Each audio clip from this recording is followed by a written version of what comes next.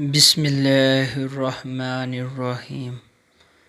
السلام علیکم۔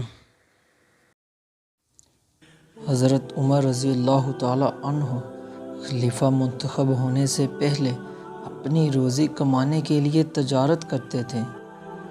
جب وہ امیر المومنین ہوئے تو ان کے لیے سرکاری خزانے سے صرف اتنا روزینہ مقرر ہوا کہ وہ اپنا اور اپنے بال بچوں کا پیٹ مشکل سے پال سکتے تھے۔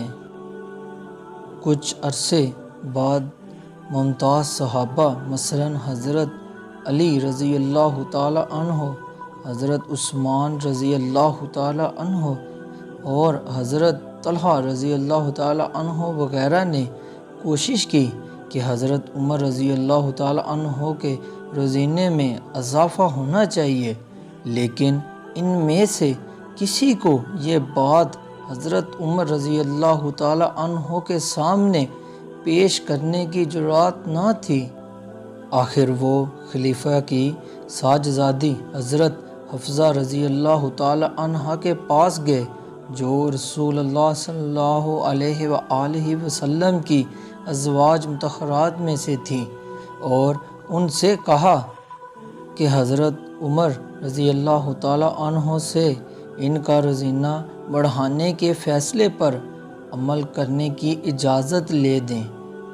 حضرت حفصہ رضی اللہ تعالی عنہ اپنے باپ کے پاس گئیں اور مقصد بیان کیا۔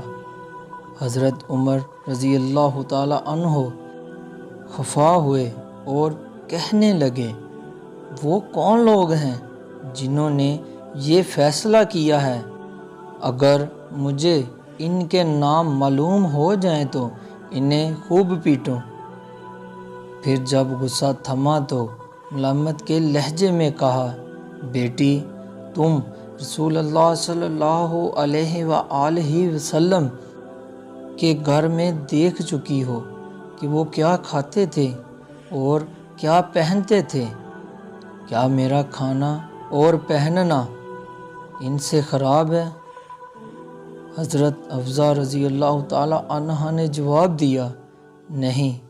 حضرت عمر رضی اللہ تعالی عنہ نے کہا، تو پھر ان لوگوں کو جا کر بتاؤ جنہوں نے تمہیں میرے پاس بھیجا ہے کہ رسول اللہ نے زندگی کا معیار مقرر کیا تھا، میں اس سے نہیں ہٹ سکتا۔